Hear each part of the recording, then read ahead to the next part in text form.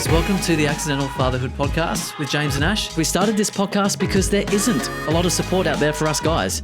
We're going through a pretty tough time right now.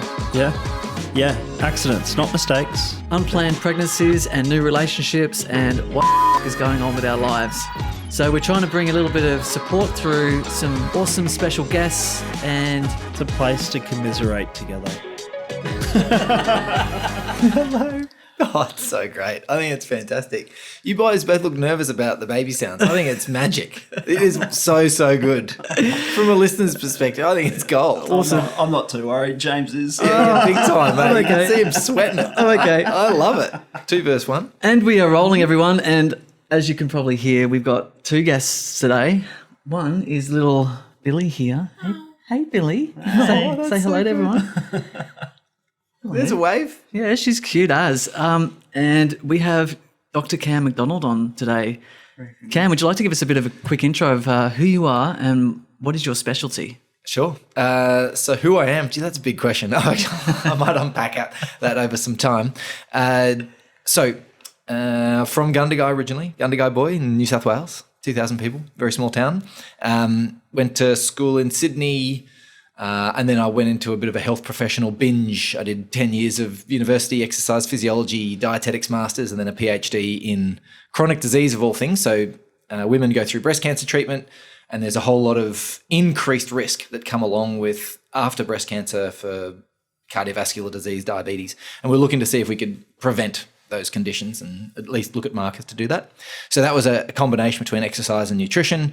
That got me really interested in the idea of helping people more substantially, because I was in hospital doing some work, and what I found with all of that is you would get people for 15 minutes and then they would go forever out into the world after they've had a heart attack.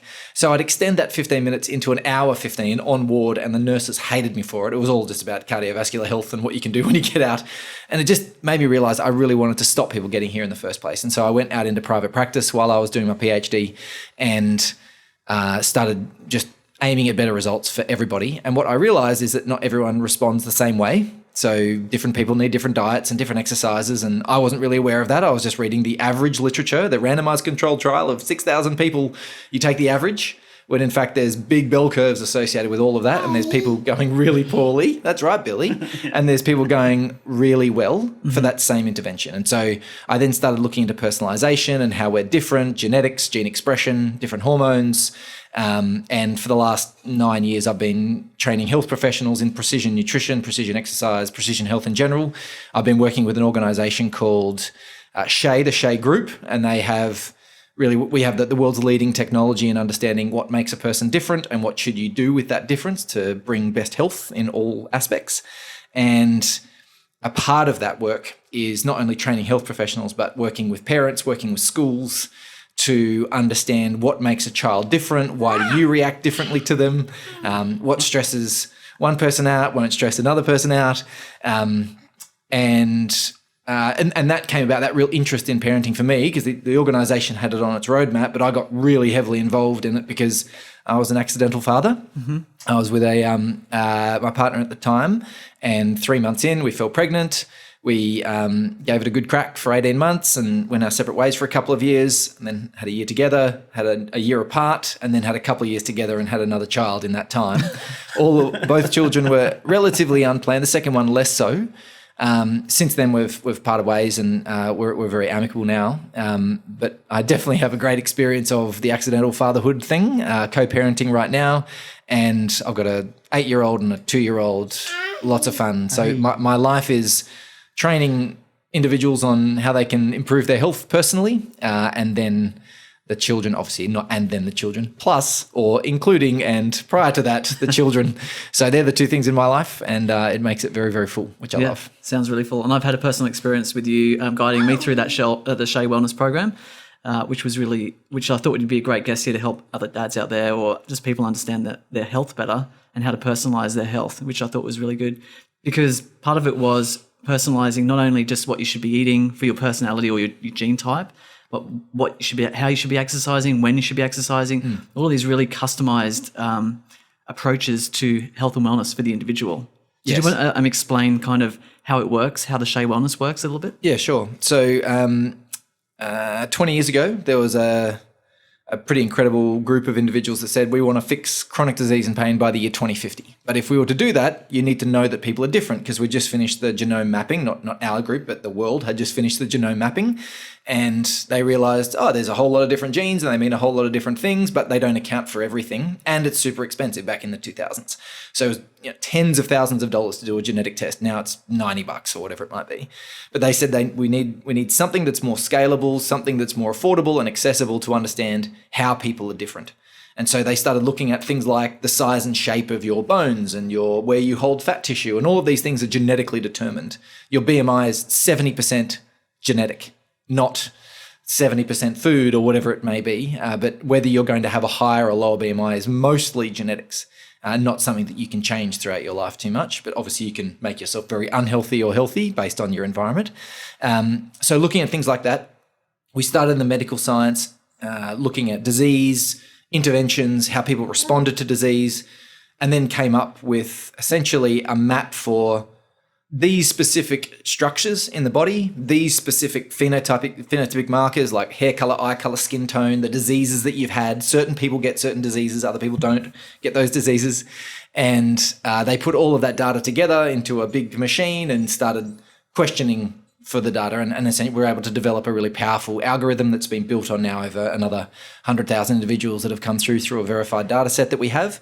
And so we now have a very, very specific understanding of how people are different, using just a simple measurements, or in the case that you went through, photo assessment, and that can actually take the measures off the photo, and then a number of questions that then populates this incredibly complex map in the back that says, hey, spinach is actually a little bit better for you than kale, and beef is a better choice for you than lamb, and the time that you want to exercise is in the afternoon, but if you are going to exercise in the morning, you want to do something light, but you can go really hard in the afternoon. Then we also looked at how these hormones and genes that we're looking at were influencing brain function, and we noticed that it's well founded within the literature to say that if you've got higher testosterone levels as you're developing, and some people are more sensitive to testosterone and have more of those hormones, it changes the way that your brain develops throughout your life, and it changes your behaviors as a result. And essentially your behaviors are who you are, not necessarily what you do. It's your response to the environment is mostly driven by your biology. And an example for that is you've got someone who's higher in testosterone or testosterone sensitivity, and there's lots of variation in that. We know that if you say, hey, let's walk down to the street and press the pedestrian walk crossing button, that person with a little bit more sensitivity to testosterone will want to win that walk and press the button first. Like there's a natural competitiveness that comes along with those hormones. Whereas there's another person that says, I don't want the chaos of a race. I just want this to be a nice journey with a friend where we're walking down to the pedestrian crossing. It doesn't matter who presses the button. We've got all the time in the world anyway. Completely different response to exactly the same situation. And this is driven predominantly by the genes and the hormones that we have. So we're looking at how individuals vary with all of those things, and not just mind, food, and exercise, but also your physical environment, your social environment, your workplace, time that you sleep, and even how functional your brain is throughout the day. Like it's afternoon right now.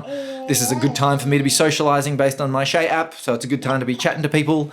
Whereas in the morning, it's a good time for me to be focused and not interacting with people, for example. So different things, different times, different people. Yeah, that's cool. And what I really liked about this program as well is, and I think the real benefit in there is understanding yourself better, and also understanding, say, if you run a business or a team, understanding the individuals on the team better so that you can communicate with them in how they will like to be communicated with. Yeah, that's right. And have that, and make it easier for that communication between your team members, and know how to approach them in the right way that they'll understand. Or yeah, exactly. So if you've got a competitive person and you know that they're built competitive, and you go up to them and say, "Oh, hey, we've got this thing happening in 3 or 4 weeks, and I just want you to read this pre-reading beforehand." And we'll just catch up on it a little bit over the next 3 or 4 weeks and see how we go. This person's already bored. They're like, where's the race here? Like that's 3 or 4 weeks. That's an eternity away. I don't know what I'm doing tomorrow, let alone 3 or 4 weeks. But if you came to that person and said, hey, we've got this thing on tomorrow. We need a big rally. Are you up for it? not many others are, they'll go, oh, I'm up for this, because they love the challenge side of things. And so the way that you can engage someone at work, if you understand how they work, you can not bore them and just give them excitement all of the time. Or they can be completely opposite to that and want all the time to prepare. Or they just might want to know, what's the context of this? Why is it important? And if that's the case, then I'll do it. You know, so different people need different things, and we've seen this variation that it's driven biologically. And what I like that you've done is you've kind of simplified it into groups, right? So is there 8 different? So the first layer of personalisation is we go into 6 health types, and this is based on embryological development. So in the womb, I'll just finish that little piece first. Essentially, you have these 6 types, but the types are just clusters of tendencies. So we know that a person that's in the same type as another person, they'll have similar hormones that have been influencing their development, and that will then give similar rise to the way that they process the world and process information, which is great. But then, of course, there's differences between those people as well. So the 6 types is very much the place to start. And then after that, it gets a lot more individualized. But where that all begins is in the womb. So there are 3 layers of the embryo when a baby is developing, and it's only a few weeks after conception that this occurs. And in each of these layers are different organs. So in the first layer, the ectoderm, there's the nervous system and the skin. And then you've got the musculoskeletal tissues, the heart, the reproductive glands. They're found in the mesoderm. And then you have the digestive organs, lungs, pancreas, thyroid, liver in the endoderm. And so when you've got these 3 layers, and the way I like to think about it is like it's a really bad analogy, but it works, is let's say that you're at a chair factory, and the chair factory has the wooden bits that make the structure, and then you've got the fluffy bits that make the cushion, and then you've got the leather that makes the outer. So different departments. Let's say that you go, hey, we really want to invest in the leather department, and you dump lots of cash into that space. All of a sudden, it's the most beautiful leather on the couch, but the fluffy stuff leaves a bit left to be desired, and the structure of it is a little bit weak, because and that's exactly what happens embryologically. Yep. We choose which are the organs that we're going to pay more attention to. That's a genetic decision that's made, and it's also an environmental decision that's made. You can have identical twins, actually, that choose different layers to develop. And as a result, they can actually have subtle differences in their body shape and their function, even though they've got the same genes, because this is something that's happening after the genetic information. So that's almost like environmental influence. It is. Rather than genetic. It's strongly genetic, but also influenced by the environment as well. So if you have, and the reason we say that is because when we've looked at children and their parents, certain parents of a certain type are much more likely to have a child of that type as well. So there is a genetic component, but then there's also an environmental component. You can have some couples that can have any type of variation. And so how this all works is all happening here. Are we dropping toys? We're dropping toys. We love it. So how it works is, let's say that the environment and the genetics choose the mesoderm, the mesodermic structures. That is the musculoskeletal tissues, the heart, the blood vessels, the reproductive glands. So if you just emphasize those organs and those tissues, you end up with a body that is like wanting to move and towards a reproductive end, essentially. Like, I'm competitive, I want to move. They've got more testosterone. We actually see a thicker adrenal gland in these individuals too. So as they're developing, their whole life, they'll be exposed to more adrenaline and more testosterone, or at least be more sensitive to testosterone their whole life. And so if you then put them into a classroom, for example, and they're used to more adrenaline and more competitiveness, and you say, sit down and do nothing, they go, this does not feel natural. I'll tell you what feels natural, throwing a paper airplane with the piece of paper that we're meant to be doing our work on, and let's just see what our response is. And they get this amount of heat coming at them. They go, oh, finally, got my adrenaline back. I feel normal again. And this is a normal biological response, a normal variation of how a person has developed. The hormonal environment for them is different compared to somebody who has a lot more prolactin, for example. Prolactin is a hormone that makes you grow bigger, but it also makes you very nurturing. And in that same environment, they'd be thinking about, oh, I don't want you to get in trouble. Like, we've got to make sure that everyone's okay. You know, they're not thinking about, can I get in trouble? Can I break the rules? Can I do something differently? They're thinking about, is everyone going to be okay? Because prolactin is a very selfless hormone. That's why you're able to breastfeed endlessly, even though the baby doesn't sleep and just poos and wheeze everywhere and then vomits what you feed them. And it's like, why would I give you more food? You're just wasting it. You know what I mean? But the prolactin says, no, you must, and just makes you very, very selfless. This is one, and that obviously increases in males too as they get closer to the time that the baby comes around. And the more centered time you have with the baby too, there's a higher prolactin level. But there are some individuals with more of this hormone generally. And instead of just looking after their child, they want to look after everybody. And that child in a school environment is having a completely different experience, wondering about how everyone's going, making sure that everyone's okay. If they've got a big trust with their teacher, then they want to make sure the teacher's okay. And, Someone's not okay. Yeah, I know. I just want to be part of it. I get it. So it's been, so I guess where I'm going to with this, and without going into all of it, we've got these decisions that are made embryologically, which then sets a trajectory for the way our organs and our body is going to develop. This doesn't just change the structure of our body, it also changes our behavioural tendencies as well. We can map that into 6 groups to start with, but then everybody is an individual, and that's when we get very, very fine-grained into that detail as well. So there's a spectrum for each one of those personality types, and can they cross over a little bit to each as well? Yeah. And with these types, is there do females generally sit in a certain, like a predominant personality types over the males? Like if there's someone, like males would probably be more sensitive to testosterone. So would they go into like a certain personality types more so than the females, or is there a split there? Is what I'm trying to ask. It's much more even than you would think. So there are some bodies, and there's ones that are quite straight up and down, like bodies that are straight up and down. Think marathon runner at the Olympics, very straight up and down. There are fewer women generally that have that straight up and down than guys, because guys, the way that we develop, if we don't have lots of muscle tissue, we'll be straight up and down because we don't have the hormones that make our hips wider, for example. And so you'll see maybe a 60-40 split in that kind of body, but everything else is pretty even. And probably what's more interesting than thinking about gender is nationality or just heritage. So if you go to if you go to Samoa, for example, they will see you'll see big bodies, big strong bodies. And they've got a greater amount of growth hormone, greater amount of prolactin. Everything is about family. I don't know if you've been to Samoa, but I was going to say, when you were saying that point on the prolactin, I was thinking, that's what I was thinking. Yeah. Islanders, I'm like, man, they're like the most nurturing people ever. That's right. But I wondered if that had something to do with it. It does. And can you guys hear me? No, we can. That's perfect. There goes. It's all happening here. It is. It's good. So yes. So what you'll see bodies here, like essentially their cultural setup. The biggest person on the island is king. That was Tonga, for example.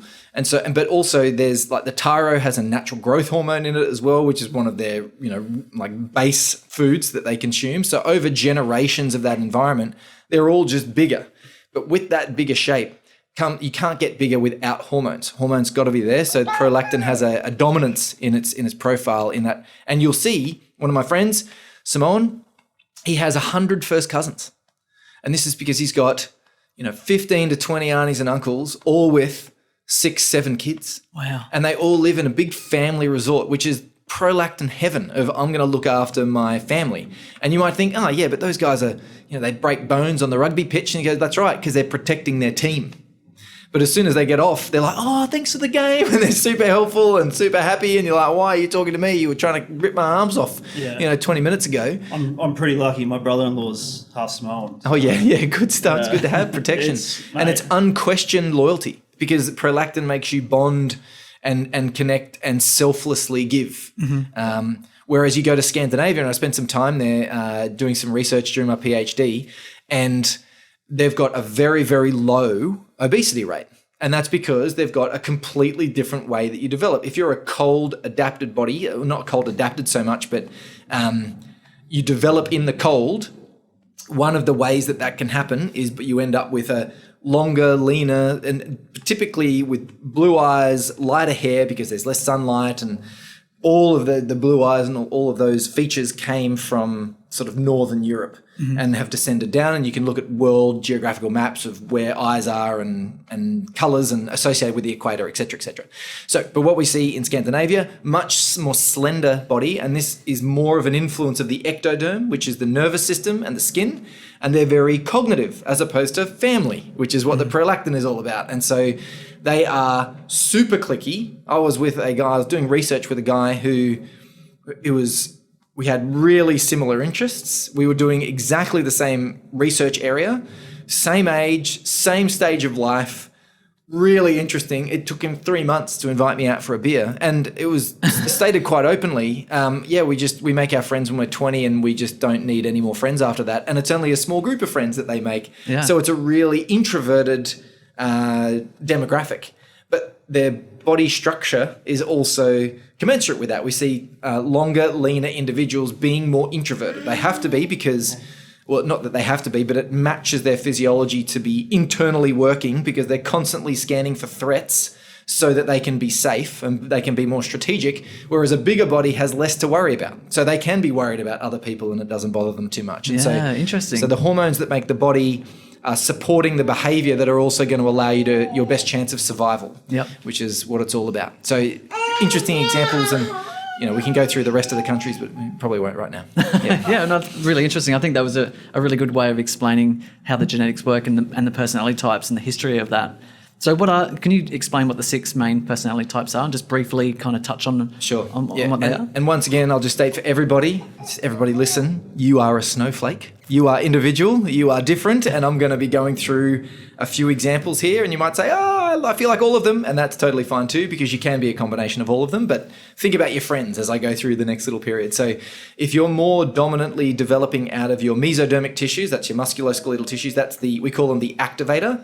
Generally, activators have got a bit more fire in them. They like to go, they're innovators, they're adrenaline and testosterone sensitive. So for any given moment, they are more reactive, okay? And this reactivity it's not good or bad, it's just energy that gets released very quickly. As a result, they speak directly, they're competitive, they like just getting in and getting things done. They don't like long, boring lists of detail. It's like, just let me brainstorm this, be creative, break some rules, and then I'm out. I don't want to have to finish things off and be really thorough because that just bores me because there's no adrenaline in that. So they're very strong when it comes to seeing a different way, an abstract solution to a problem without going through the logic of things. They're very much do first, think later. And I'm just going to use my adrenaline, see what happens, and then I'll learn from pain if I need to. Yeah, and you said that's because I thought I was a crusader, which we'll get into. Yeah. But you said to me today, I think you're an activator. That's right. And I'm like, and now you're explaining it to me. I'm like, that does sound a little bit like me. Yeah, that's 100%. Yeah. So so along with that, you'll see a body that's slightly shorter, more muscular. You have good muscle bellies, and it's just great for movement, essentially, because musculoskeletal dominance creates a body that's ready to go. So, but you don't have as much growth hormone as a guardian, for example, which is the prolactin body. And now the guardian is higher in prolactin. They have a body that naturally will get bigger. They'll have bigger legs, bigger arms. Think of the world's strongest man. There are no activators competing in the world's strongest man because they don't have the growth hormone to be 200 kilos that you've got to be to actually compete at an elite level. You just can't get there and be healthy at the same time. Yep. So these bodies are bigger and their rhythm is steadier and they're more family oriented. So they're more generous and giving. But you put that with a bit of testosterone for a male and you'll have bullish protectiveness as opposed to gentle nurturing, which may be a more feminine way of thinking about the guardian. So this is a type of individual. Generally, they've had trouble with their weight their whole life, because we think that there's a problem with weight for starters. But you go to Samoa, Tonga, they're well respected for having a strong child, a strong body. This is the way things are. It's just that we live in Australia with American influence, and it makes all the things different. But ultimately, this individual is very caring, very nurturing. They are wanting to make sure that they are constantly giving, and they will be tirelessly in aid of others. So this is where the activator will be tirelessly looking for the new thing to attack, and then to start it and then drop it and then start the new thing. Guardians will be looking to set up a relationship and care for that person for the rest of their life. That's what prolactin is all about for many different reasons and many different examples. So we then have the other extreme, which is the sensor. And the sensor is they're the ultra long walkers at the Olympics. So they're very long and slender. There's really not much shape through them. They've got a really delicate bone structure. The high jumpers as well would fit into this model. Very delicate bone structure, very light in general, and they develop more out of their nervous system. And so the nervous system and the skin are very, very sensitive tissues. And because they need to use their brain to protect themselves, because they don't have the physicality to protect themselves. The Guardians are super chill and steady and just like hanging out with their family because they can look after them there. The sensor is saying, I want nothing to do with anyone. I just want my own space in a dimly lit room where there's no noise, where I can focus on my list or my reading or my art or my imagination, where I can get into my brain. They're incredibly sensitive to the environment around them, and any input from the environment will stimulate their brain up, and they're constantly told by their parents, oh, you just got to stop thinking so much. And they go, well, how? I don't know what to answer to that because all I do is think, and they articulate all of their emotions through thought. They don't just feel it like an activator and act on it.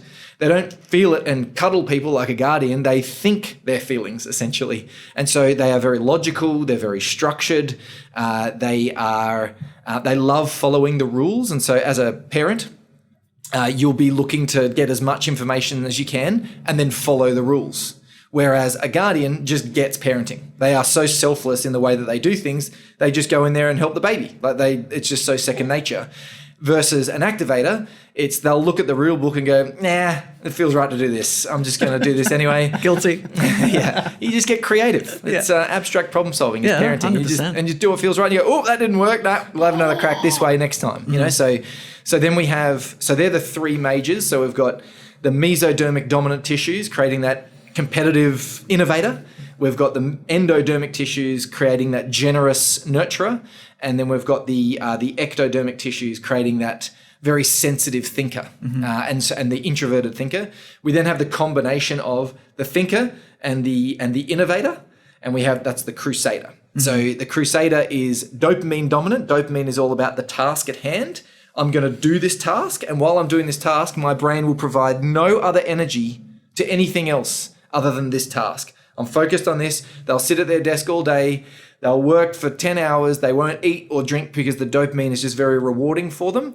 And they'll be like, how can you not hear the baby cry? How can you not, why aren't you listening to me? It's like, because their whole brain is set up for, this is the mission that I'm trying to achieve. And they are often most seen as the selfish ones, because their brain is saying, I've got to focus on my mission, and they're so good at blocking everything else out. Their whole reward system is about the thing in front of them. And so one of the things that a crusader dad has to learn is and this is what I've had to learn, I'm a crusader, is how do I make my children and my partner a project that's going to be a successful project, because they're great at chasing a project. Yep. So you say, right, well, I know that my son is a connector. We'll talk about them next.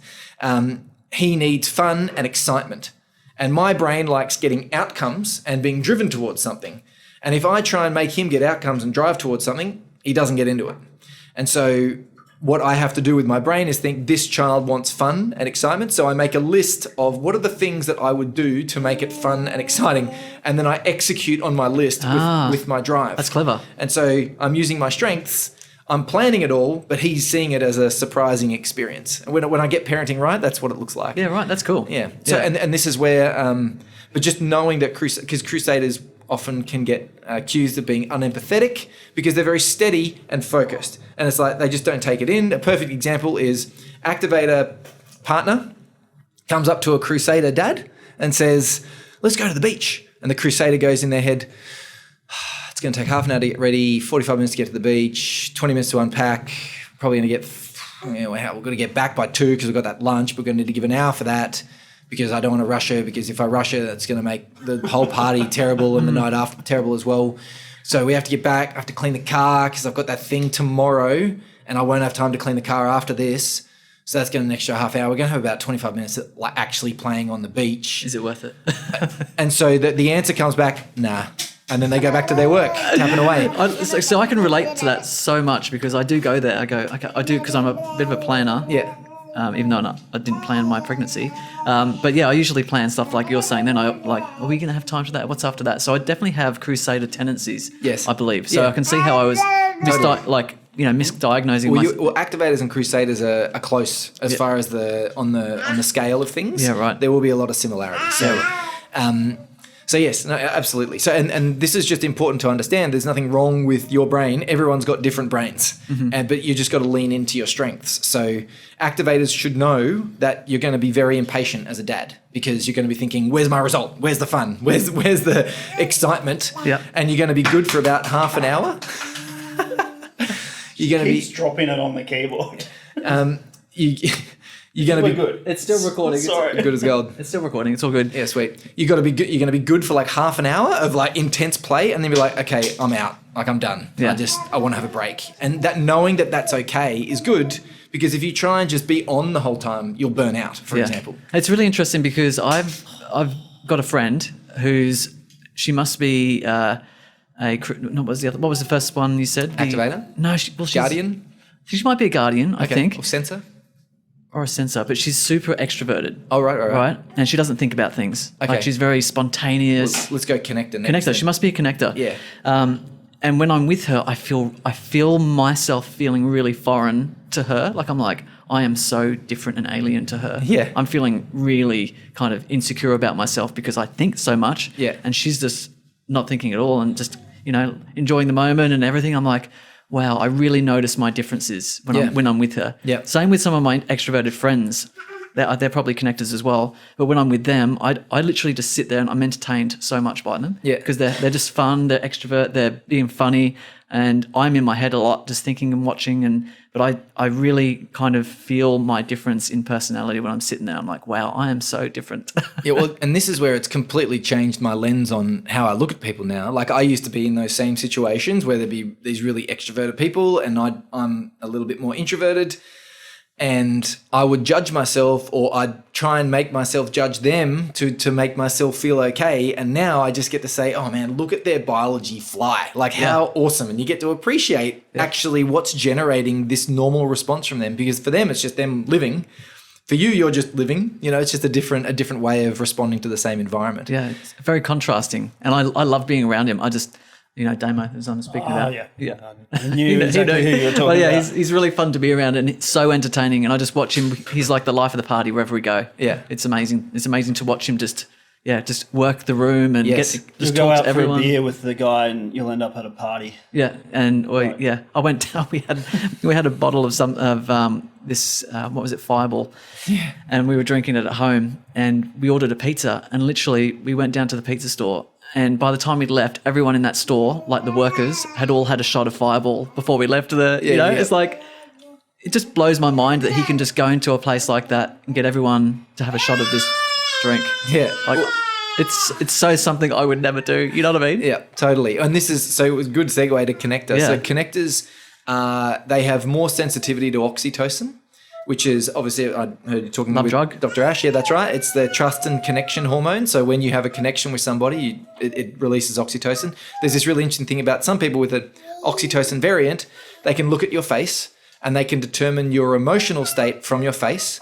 And then what we notice with connectors is they have that and then they can chameleon their state to match yours because when you match and mirror, you get more trust and rapport, which then stimulates oxytocin and a sense of belonging and togetherness, which is what they're looking for. And so this has been a really, really powerful insight for me with both my boys who are both connectors. Right. And so, because they're very different to crusaders where I am, but my dad's a connector as well.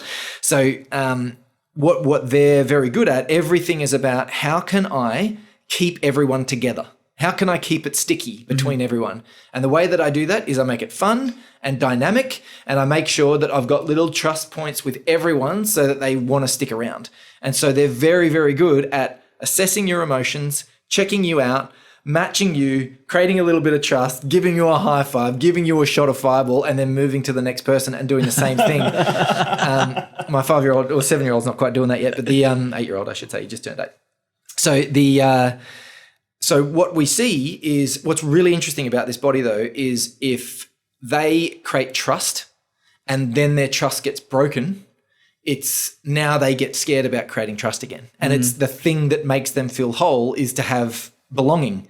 And if they get a friend that breaks their trust, now oxytocin becomes this dangerous chemical, and they don't want to experience it in large amounts anymore. And they can have very superficial relationships as a result rather than depth. Yeah. And this is one of the ways that their persona can play out in stress.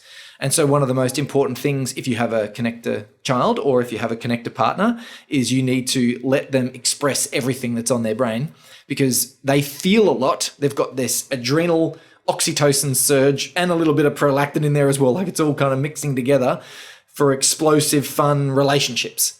And the way that translates is they have to verbalize everything. So the crusader gets asked the question, do you want to go to the beach? And they do all of that thinking in their brain and then just say no. The connector will go, well, we've got this and we've got that and that'd be kind of fun and this would be that. And they'll talk it all out because they need to verbalize to get clear. And so if they aren't heard and if you aren't listening, then they don't get to share that feeling with their thoughts with you, and they don't get that sense of trust. So they'll want to talk and they need to be heard, and then that feels really, really good. So as a connected dad, you're going to be naturally creative at keeping it fun. You might also be a little bit bored when the baby's not giving you much back, but you'll be looking for their facial expressions to get a real sense of reward of, am I doing a good job? Because your facial expression recognition is way higher.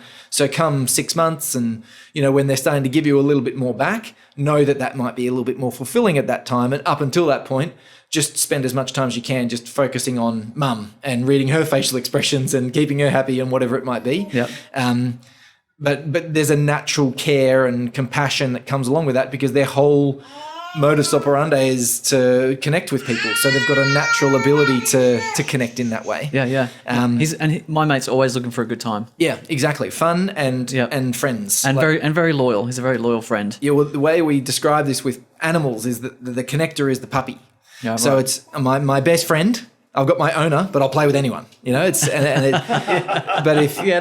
him. But if you don't have a best friend, you're a scattered dog on the side of the road that's scared of everyone. So that oxytocin relationship is actually very, very important, and that's one of the bit of the research around skin to skin contact after birth and how important that is. It's forming the primary dyad, and it's all very much related to oxytocin and things like that. So there's a real importance generally for that, but for this kind of body even more so, because that's really where it's coming from. So, what do you think you are, Ash?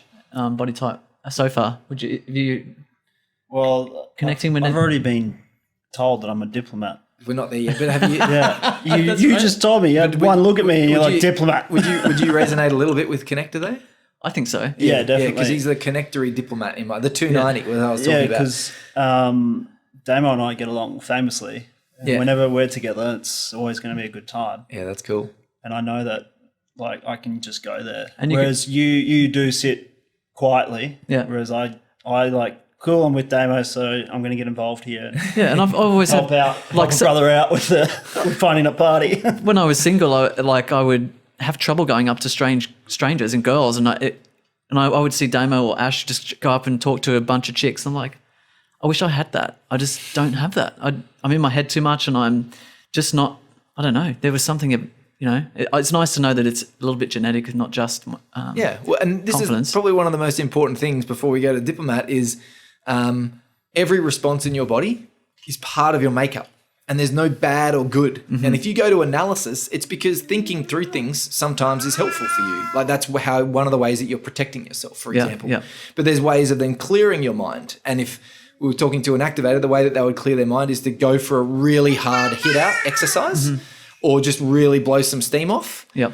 And that would then calm them down and make them feel a lot more centered and themselves, and it gets them out of their head, for example. And that's why I like to exercise. I love just punishing myself, and then I even punching yourself. Punishing myself, or kung fu. I like just being present and like getting hit and like working myself to the going really, really hard, and then I just love doing that. Yes, it just feels really good. I go through seasons of that, or I have in the past, but usually when I'm involved with the team environment. Yeah.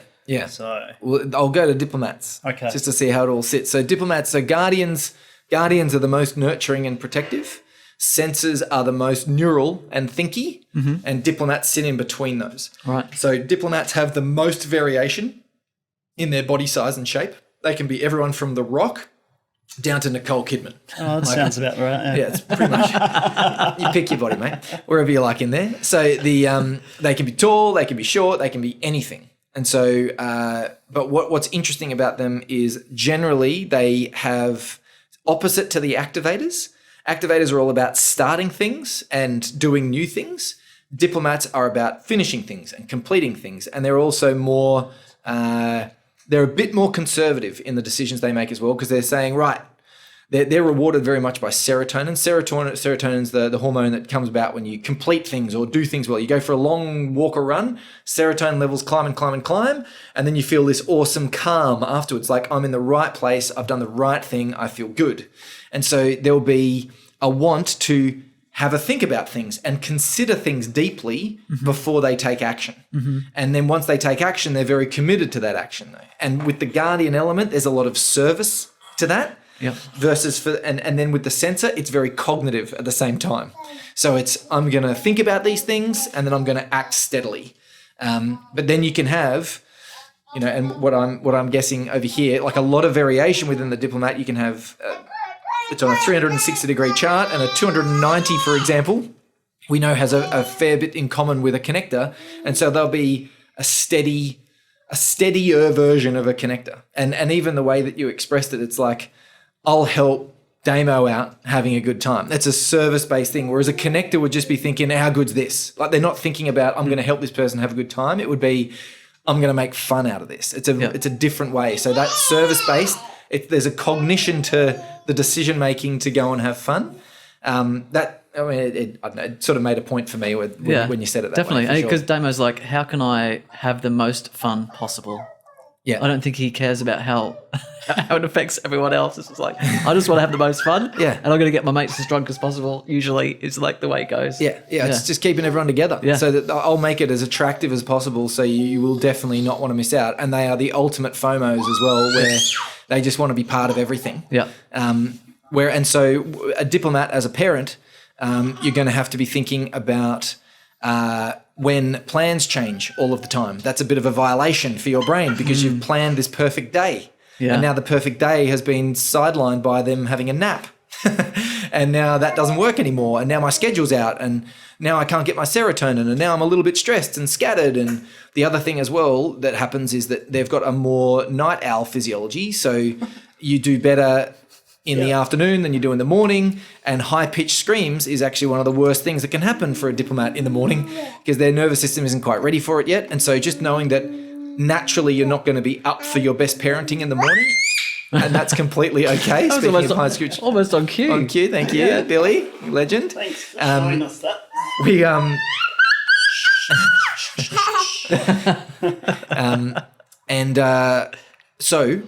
But understanding that they may not be at their best, you've got to plan better in the morning, and you've got to plan for chaos. Yeah. You've got to say, okay, I've got this 8-hour block of my day.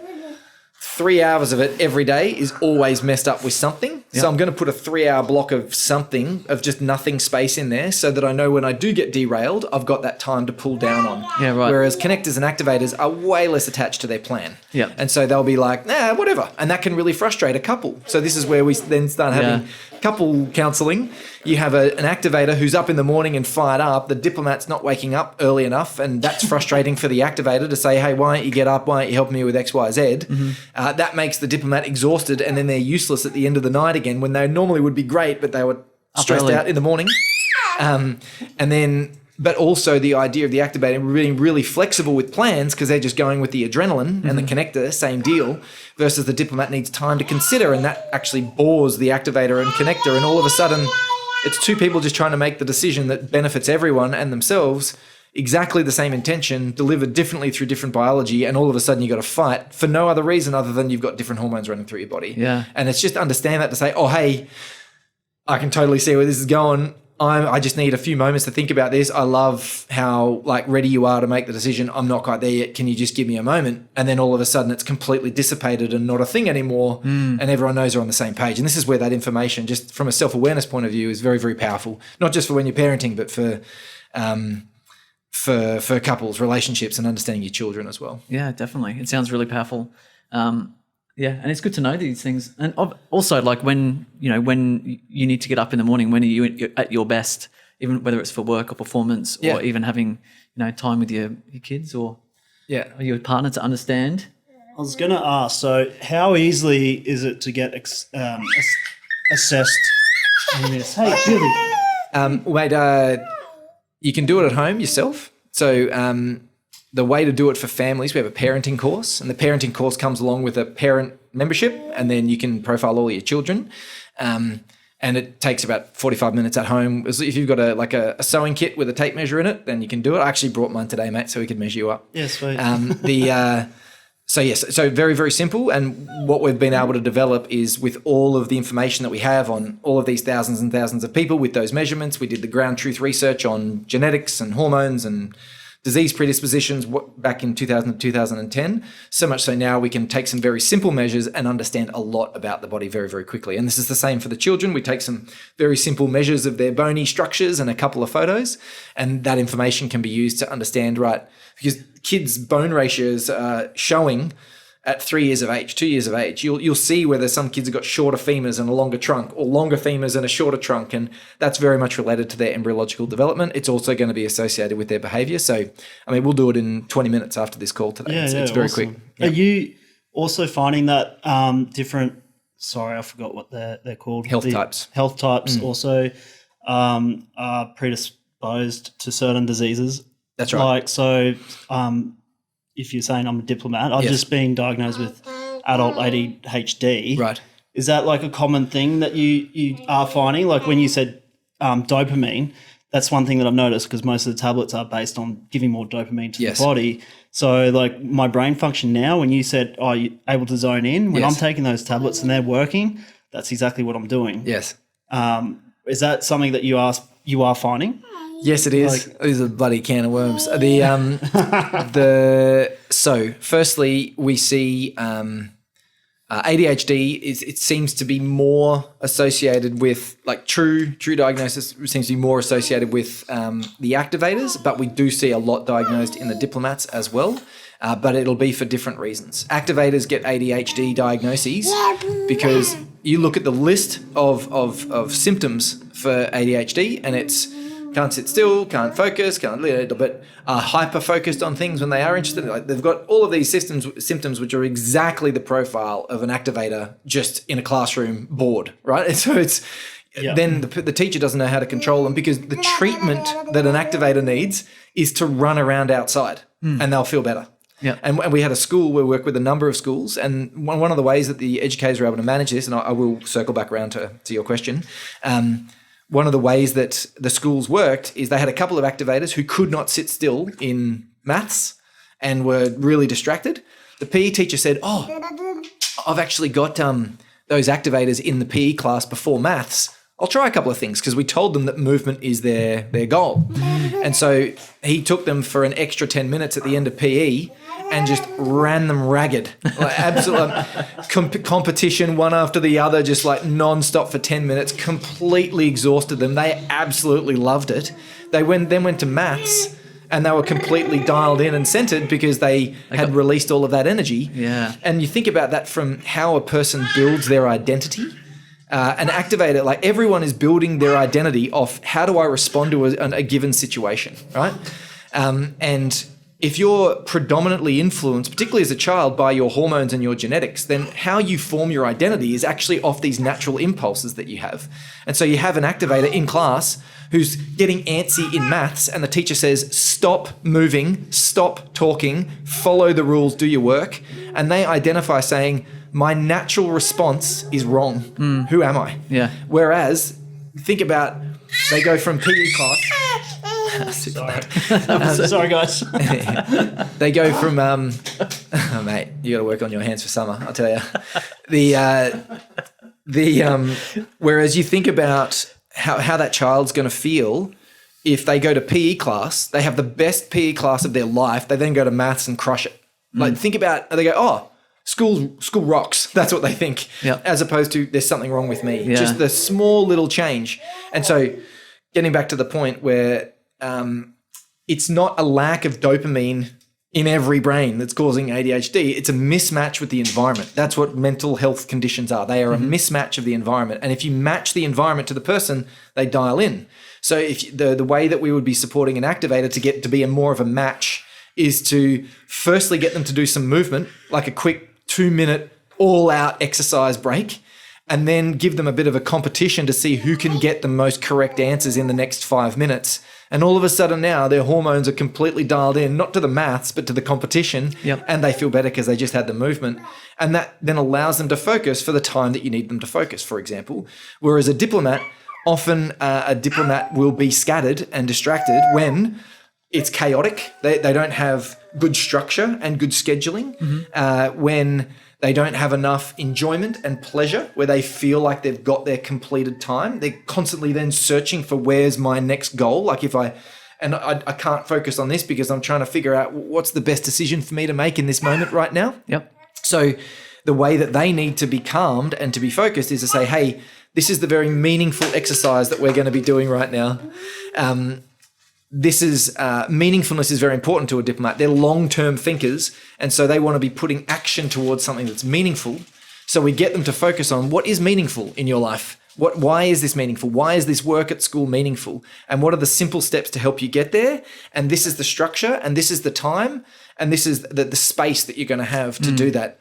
And if they understand, oh man, this is why it's so important, and I know the steps, I can be really focused on that. Yeah. But if it's, hey, we're going to do this, and then we're going to do that, we're changing that now and going to do that, they'll be like, what, and then they can't focus, and then, I don't know what's wrong with my child, they're not focusing. And then this is the other situation as well, where we, because we're not treating the nature of the child, we're just saying, take this drug, which does not occur in nature, and then we follow them for 20 years, and they're having trouble connecting or whatever it might be. It's like, that's because their brain has been completely reshaped by these hormones, these drugs, I should say, that wouldn't have normally occurred in this level or this amount in their brain. And so this is where there's a real argument for, let's actually figure out the nature of the child first. Let's treat that, and then let's see how they respond. Yeah. Rather than, because dopamine's great, but some bodies are not designed to be mega focused all the time. Like you aren't as creative when you're mega focused. You're not as innovative. You become more linear, and that's not a person's nature. Like if Damo was super linear, it'd be the most boring bloke to hang out with ever. Like you wouldn't know where the party is. Like you just go, well, we do these 4 steps because I'm super focused on getting this complete. And then it takes all the spontaneity out of who he is. And so to take that away from him would be to go against his nature when he actually brings something incredibly valuable to the table. Yeah. That would be changed by something like that. Yeah. So this information is really, really valuable for parents. Well, for me, I can speak from my experience. Actually, no, we've trained thousands of parents in this, and it makes the world of difference. Like I'm an early bird.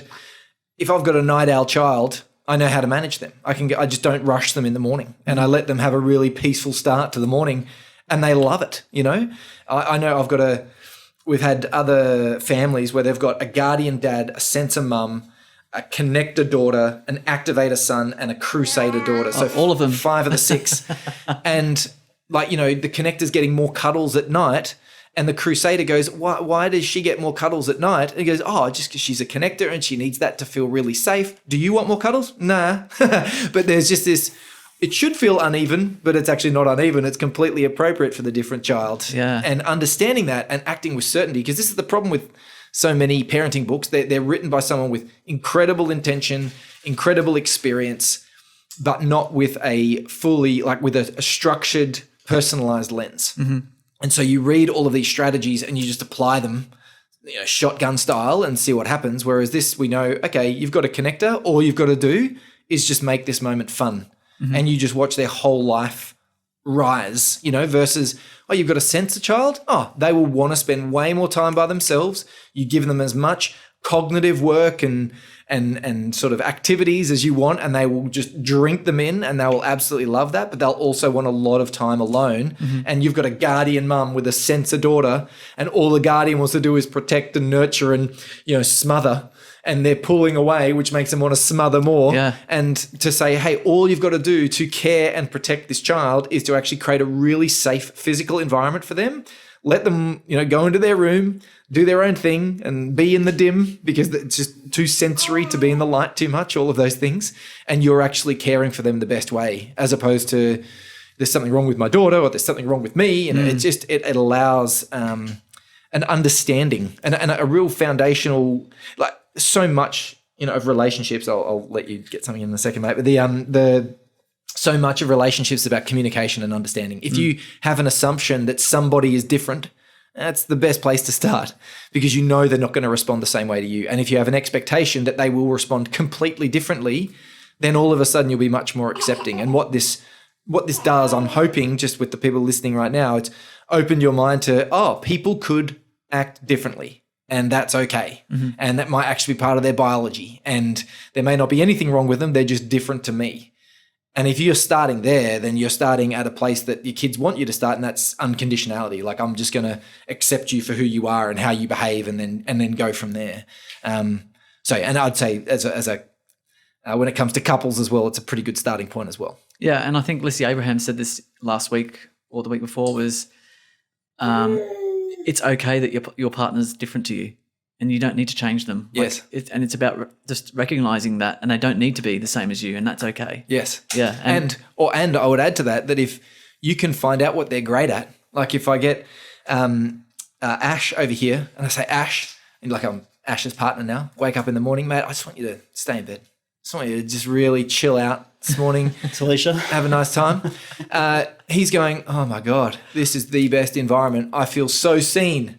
And at the same time, you've got an early bird partner. He's just like, hey, I know you feel a bit guilty getting out of bed early, but I want you to go like take the morning while it's hot and all of that sort of stuff. And like, I know that I don't respond as well to you with spontaneous plans, but I love how creative you are. And like, I want you to lean into that, and I'm going to do my best to manage it. Like, all of a sudden they feel seen. It's just this, if you can then encourage what comes naturally to somebody, you encourage who they are, like how so much of our biology is our identity. Yeah. Not the conscious identity that we create for ourselves, but part of it is informed by that as well. And, but so much of how our body, our physiology, our physical nature responds to the world, which then forms part of our identity, is if you can assist people in being comfortable with that, then they are happier people. Like, how much of our time do we spend not ourselves? Because we're exactly, Billy, because we're socially restraining. We're holding back what we think because we don't want to share a certain part of ourselves because we think it's going to be judged or whatever it might be. You can really assist a person in just being much happier and less stressed by just, I love who you are and I love how you are and all of these things about it. Yeah. Because I can imagine if you were, say, a connector, if you were a mum and you were a connector or a guardian, and you had a sensory, is it sensory? Sensor, yeah. A sensor daughter or son, and they're really, you'd kind of go, why? They're like a loner, they're depressed, they're not happy, or what's going on here? You might have that real kind of fear that you're going to have this weirdo child or something, but in actual fact, it's part of who they are. And it's actually okay that they're different to you. But I can imagine they would, because of the contrast in totally. It must be scary for a mum or a father to see that. Yeah. Well, the inbuilt values are going to be like friendship and care and fun is going to be the values of the connector. Whereas for the sensor, it's information and like thought and all of these things that are, one thing at a time. That's how their brain's going to push them to be. So yes, just knowing that that's a thing, it just allows you to be much more accepting, but then really supportive of it, which is the really important element. And I think a really great thing here is that you are saying as well is understanding yourself better and not judging that, you are different to other people, such as my mate Damo, and that's totally okay. Yeah. There's nothing wrong with you. Well, I had a really interesting. Sorry, mate, you want to go? I was going to ask a quick question. Yeah. Sorry, interrupt. It's just a bit challenging to be good. part of this conversation. I am listening, though. You are definitely part of it. So can you change? So, like obviously I suck at getting up in the mornings. Yeah. It's freaky that you know that by looking at me. But is there ability to change? Is there a way to, do certain things, take certain supplements that will help you become more of a person that can be better suited in the morning? So the short answer to that is no. Yep. There's a 360-degree chart that people get mapped onto, and you might move 20 to 30 degrees, but you'd need to move 180 to go from one extreme to the other, Yep. which you just won't do because we're looking at you based on your skeletal structure, which is not going to change much during your life unless there's a big incident or trauma or something like that. So, and I have a real problem generally with the 5 a.m. club. Oh, everyone should just get up at 5 and eat their carrots and their fish or whatever, right? You know, like that eat your fish type thing. Eat your frog. Eat your frog. Yeah, eat the frog. That's right. Yeah. I was just thinking at college there was a thing where one of the guys had to eat a fish. Anyway, so you have to eat a frog. And so what I mean by eat a frog is like take your hardest task on first. And so what we see is that if you take a night owl and make them wake up in the morning, their body will compensate, but in a stress way. And you create tiredness, you lose the back half of your day because you're completely fatigued. You're doing all the exercise in the morning, you're eating these right foods, but your energy levels aren't changing. And it's because your body is actually stressing at the time that it shouldn't. And these night owls and early birds, I guess, it's not so much when you should wake up, it's when you should place stress on your body and mind. Yep. So early birds can tolerate more stress in the morning and it doesn't create as much of a perturbation for them versus night owls have to triple their efforts to tolerate the same amount of stress. It costs them so much more. And so rather than thinking, I need to turn into this person, I just need to manage myself at this time. So while you're over there, Ash, the advice that I would give is that the way that you can be an early morning person is by being really well planned the night before so that when you wake up, you can essentially be on autopilot and not go into a stressed state so that you can get the things done, but you're not rushing. So, but to think that you'd like to get into a place where you're up and doing boot camps in the morning, the research is saying that you shouldn't. And it's probably going to cost you more than what you're getting from it. Yeah. So it's about working with your body, not against it. Exactly. Yeah. It's understanding that we're different. Like, and there's so much societal pressure. Like you go to Italy and we wouldn't even be having this conversation about night owls because they wake up late, they have an afternoon siesta and they go to bed late. And it's so different to we've got a really early bird culture out here. So it's just so much more violent for a night owl to get along here. Yeah, definitely. Yeah. Yeah. Awesome.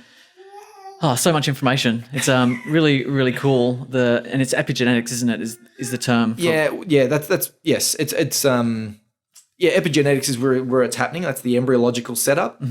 Epigenetics has a number of different meanings. Essentially, it can mean the change to your gene expression that is related to an environmental input, changing which gene turns on. That's an epigenetic change. And they also refer to it in the sense that, what happens in the womb can travel from not just this life, but the life after that as well, as far as the generations. So not this generation, but the next generation from a person smoking in pregnancy can affect the next 2 generations with their asthma risk, for example. Wow. So there's an epigenetics from the womb that people often talk about. And then the epigenetics itself is, we're sitting here, it's slightly air conditioned. My genes are changing because of that environment. And that's an epigenetic shift. So it's happening in real time. It's happening in long term. There's a whole lot of differences to it. Yeah. That's cool. So do you have any more questions around this, Ash, that you'd like to? No, well, probably, but no. Not at the moment. I'm going to have to re-listen. I'm going to have to listen to this podcast. I know. Baby brain. That's okay. It's I can see this is a perfect example of, the challenges of looking after a child and trying to work at the same time. It's challenging. Yep. Yeah. Yeah, I told you. Everyone's telling me it doesn't get any easier, James, when the baby comes. I'm like, yeah, I get it. So maybe that's a good segue, and just to change the gears a little bit, I'd like to understand or talk about your experience in accidental fatherhood and what was that like when you first found out your partner's pregnant? How did you deal and cope with that? Is there any tools or experiences you can share that might help others? Yeah, I'd have to say I probably did a pretty bad job of my accidental fatherhood. Like we didn't have a really solid relationship, and definitely had the intention of it really building into something great. But there was always some underlying differences that we had in our values and things like that, which were known to us, but we were kind of just we thought we were onto a good thing. So probably the things that I learned out of it is regardless of where your loyalties lie. Like if you're in a new relationship with somebody, you might have some people outside that you trust more than the person in the relationship. I would probably recommend that regardless of all of that, you have a sacredness. You decide to have a sacredness around your relationship with certain things where when it comes to the child, they are the first person that you're talking to about. When you're making big decisions, they are the person that you're making the decision with. And then you decide what you're going to share outside. And there's always going to be times probably where you need to actually go outside and blow off steam and to manage yourself so that you can come back and be present in the relationship as well. But I would say if you can do that without giving away that sacredness, I think that creates a bond. My belief, and I guess from what I've learnt, I feel like whether you have consciously understood the importance of this relationship, it's very, very important because you are sharing something very, very special. Yep. And that, along with, I believe it creates a better foundation to have some sacredness in that relationship. And that's something that I didn't do very well when I was going through my process. Yeah. With Alex, I always say to her, look, you've got me for life. We are bonded by our child for life. So I'm not going anywhere. I'm going to be here. So we're going to have this relationship, whatever that looks like. I'm not going anywhere. Yep. So, I'm going to be supporting this child and being a part of your life, whatever that looks like. Yes. Which is a pretty cool thing, considering I only knew her for 3 months when we met, and we had the baby news. When you were saying before about the misaligned values, how important do you think values are in terms of raising a child? Like, is that where the values really came, when you became really aware of that? So I probably came from the belief that because we decided it would be fine, and I think it would have served us to really get on the same page at the beginning with what values we're going to agree on to sort of go ahead with this child. And when you're in an accidental, and it wasn't particularly accidental, I was in a relationship with this girl, and it felt pretty good at the time to be having a child, but we just didn't know each other that well, and so it would have served to say, hey, let's every 3 months just sit down, talk about actually what we're going to do here, who we're going to stand for as a co-parent, as a relationship around this child, and figure it out, because you need to have those debriefs and to know that your values may change individually or collectively over the months as things unfold and as your plan doesn't go to plan, and as things change, as you grow and as you develop and all of those things as well. So I think it's more about just being open in communication. And that would be my first piece. And then the second piece that really mattered for me, and the bit where I think I've got better over time, is just understanding a lot more about myself. So I know that I get stressed by these 5 things. And when I get stressed, this is the way that I behave, and this is the lens that I'm looking through. And I know that when she gets stressed, it's these 5 things.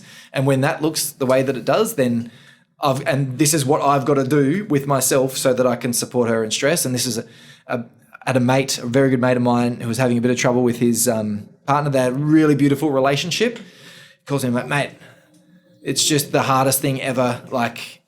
She's so different and all of that sort of stuff. And I said, mate, you are an absolute master of managing your emotions. You should see this guy operate. He's incredible at it. I says, right now, these hormones are so big.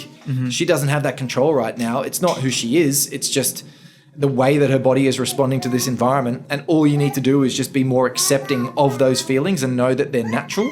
That was just that realization took me quite a long time to get there. People do not enter into a conversation or a relationship thinking, I want to hurt this person. They are thinking, I've got to protect myself and I want this person to like me. That's often two things. And those 2 things can make you really scattered with how you approach it and can really mess things up, in some instances. And so... Yeah, it's almost like a self-preservation piece. I know with Alex and I, we're both kind of feeling a little bit, I guess the trust isn't really completely there because it's quite a new relationship. So we're both... I guess feeling a little bit insecure around how we're going to show up and what does the future look like. And then you've got, especially with finances and support and all those things, it gets really, really complicated. Yeah. And that's where I guess as an accidental father or even as just a father in general, just if you make a decision, I said the way that I would suggest it is that you make a decision on how you want to be, on who you want to be when you turn up, write those things down. And then when you act outside that, then own it, apologize for it, go and sort it out, like get your head clear again, and then come back into the space again, knowing that you're never going to be perfect with the delivery of that. Yep. But I think I was having a conversation with a mate the other night, and he was at a point in his relationship where he just lost all of himself. And I just said, mate, you need to do things that make you feel like you, come back to you. Who do you want to be, independent of all other things?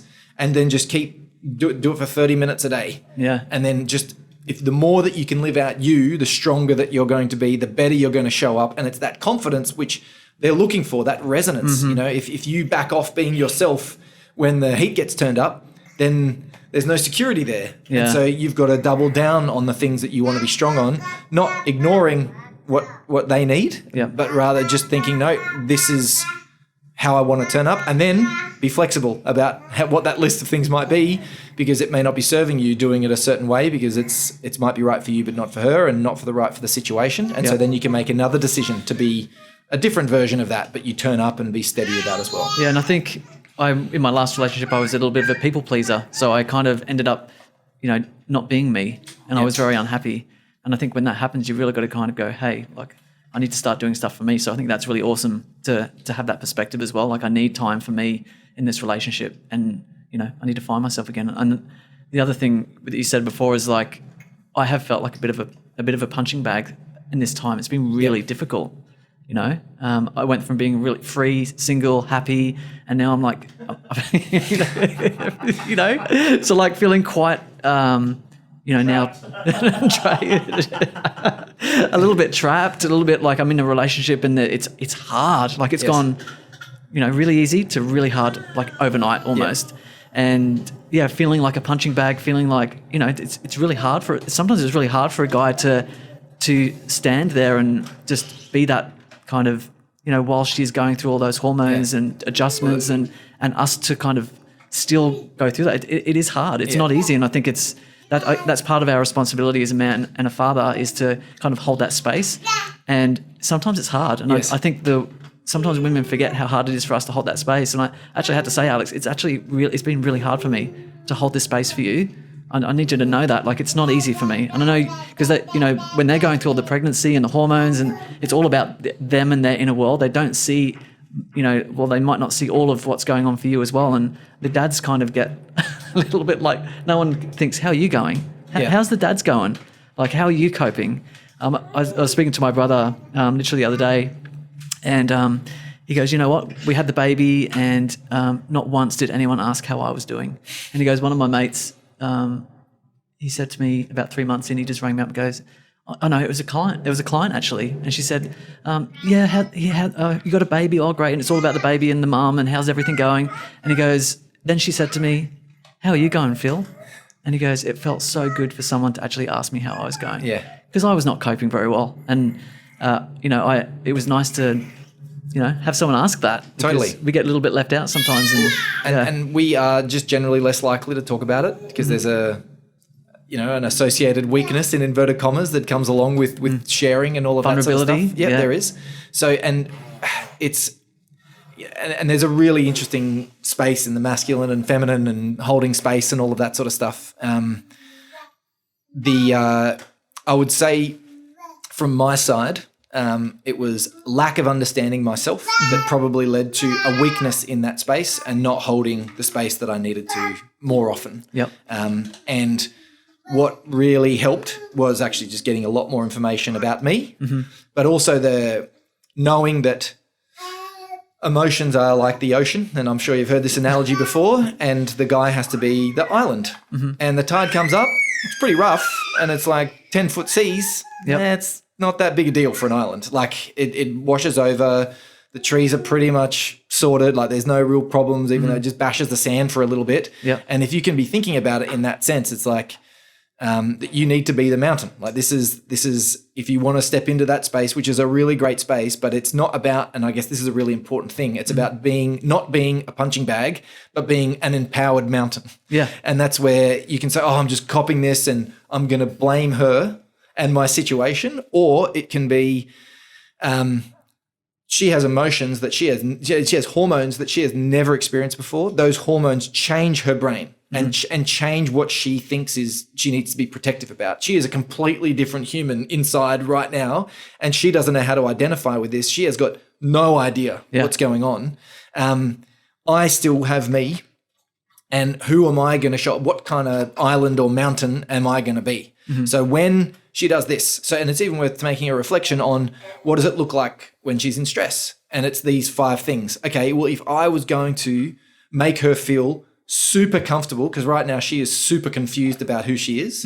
If I was going to make her feel super comfortable about all of that in that moment, what would I do? And you do some strategy outside, and then you come in armed, ready to go, so that when that thing goes again, you'll catch it 5 minutes in, 2 minutes in, and you'll then be able to act on your list of things that you said you were going to do. And then you're being an empowered mountain rather than just a boxing bag. And it might be that you do exactly the same thing. You do nothing and you just sit there and you take it all in. But with a different perspective. Exactly. And that's where I'm letting this person figure out who she is with this baby growing inside her, for example. And my motto has been, don't take it personally and be patient. That's been my motto through the pregnancy. Yeah, nice. And I would say validate everything that she's feeling. Probably one of the greatest lessons that I learned, and I had an incredible mentor. He's a global CEO. And there was some very, very good advice that he gave, and just that is every emotion is real to them. And even though you might think it makes no logical sense for them to be expressing things the way that they express it, logic and emotion they're apples and oranges. You just can't compare them. And you cannot reason with someone being unreasonable. It's not reason that emotion is driving from, it's feeling. And that's not necessarily logical, reasoned out. It's just there. But it's still valid. And this is, if you can, every time they share an emotion, and even if it's straight at you, you go, I totally hear you, or I'm sorry, or you say nothing. But ultimately, if you push back, you're questioning who they are. You're questioning their feelings, and they don't really, and I obviously some individuals who are pregnant will know exactly who they are in that space and all of that sort of stuff. But when you're rushing with emotion or hormones, I should say, that are very, very different to normal, you are trying to play a figure it out game. If you've got someone there just saying, hey, whatever you just came up, I get it, and I'm like, how can I help? Or what else do you want to say as a strategy? Tell me more. Exactly. And just let them be validated in what they're feeling. And that then allows them to go, who I am and what I'm feeling is okay. And then you'll find that it dissipates that emotion a lot faster because it's now been validated. But if you put up a fight against it, I didn't do that. And I would go defensive. The ego, Yep, that's right. So I need to defend myself, and then I would try and logic out this emotion. The feeling that she gets is, well, you're not listening to what I'm saying. I'm saying a very different thing to what you're trying to logic out. I actually don't need you to fix this with your logic. I just need to be heard.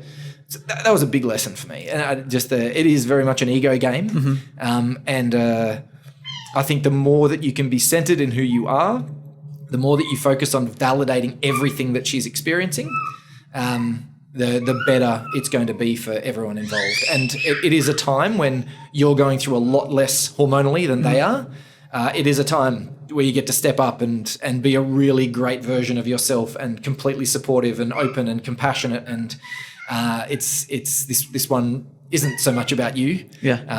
But you can be very successful while you're not making it about you. And that's where you can get a real intrinsic sense of reward and share that with the people that you love and like, crush that one. Like, we had a really good conversation. It could have gone bad. Like, celebrate those wins. But you're definitely the one going through less change. 100%. Yeah. And I definitely am compassionate to what she's going through, and I understand all that, which is why patience and don't take it personally is how I'm kind of going through it. It's all good. It's okay. It's okay. But it's been a bit of a roller coaster. Yeah. Well, hormones are and every month they get a new set. It's and then you've got your journey as well, like intimacy is the most vulnerable place where you have to deal with all your baggage if you want to be successful there. So just seeing that as an opportunity to say, I probably could have figured that a little bit earlier, but it's being figured out now. Yeah. And that's actually a really important part of it. Yeah, and I've been going to a lot of these birth classes, and I went to this thing called Beers and Bubs the other night, and they showed us children being born, graphically. And I literally turned to the guy beside me and go, geez, there is a big part of me that's glad I don't have to do this. Yeah. So all I guess I'm pointing to is the anxiety around actually giving birth is there as for them as well. It's not just the hormones. It's not just all this other stuff. It's like, I'm actually got to give birth to this baby. And if it's your first time, I can imagine that is full of uncertainty, anxiety, how's it going to go down, all of those emotions on top of everything else. So, and they must feel even more vulnerable because now they've got a baby to care for, and you could just do the runner anytime, I guess. Totally.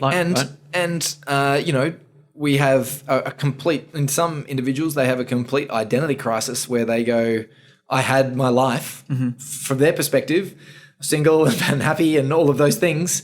And now I've got a child that is absolutely attached to me for the first 7, 8, 9, however long years. I had all of my plans for this, and now this is a complete shift. I feel completely different.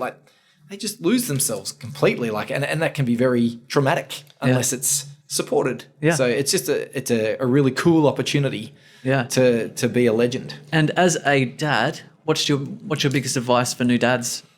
It is, and this is a lesson learned as opposed to something I executed perfectly, and that is the first 6 months are pretty non-interactive, and you might, for me, and I've definitely spoken to other dads and they felt the same thing, the level of connection that you may experience in the first period of time may not be huge. And I would spend if you feel any anxiety around, I should feel more connected, or I feel like a useless person sitting over here, just think, how can I make the mum's life more comfortable? Yeah. How can I make her feel like she's fully supported?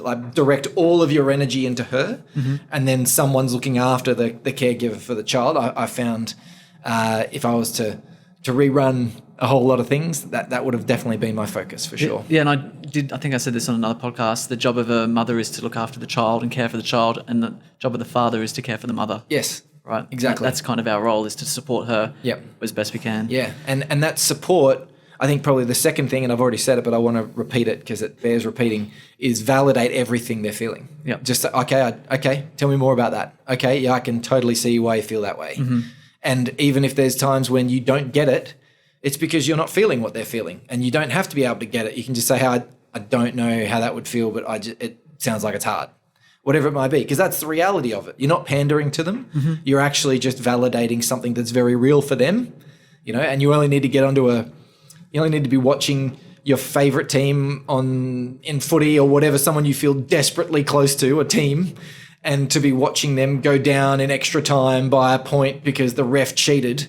Think about your irrationality in that moment and how different a person that you are. Yeah. And they're like, what is wrong with you? You go, but it's real, feelings are real. And sometimes just being, having a little bit more testosterone can lead to more logic being applied to than understanding of feeling. And so just assume that it's real and look to validate it and understand it more and talk about it, or at least allow her to speak about it. And you'll just find that everything is a lot less rocky. Yeah. Awesome, man. It's funny, I picked up spike your girlfriend's food with testosterone because they'll be more logical. That's what I picked up. Perfect. It's just hormones. Yeah. Simple game, isn't it? Yeah, just simple game. Yeah. Not advised. Not endorsed. Not advised. Not Don't go endorsed by shoot your girlfriend with Shea TST.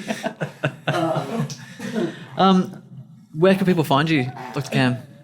So if you're interested in doing, probably the most relevant place is the Parenting 360 program. It's just education.ph360, ph, so personalised health 360.me/parenting 360. That's got all of the information you need to understand yourself, understand your child's profiles. There's courseworks in there as well. I would say, so that's not me so much, but that's definitely where you can benefit from all of this knowledge, I guess. Yeah. I'm just Dr Cam McDonald on LinkedIn, and same with Facebook, but I'm not particularly active on either of those channels. So it's better off going to the source, getting the information.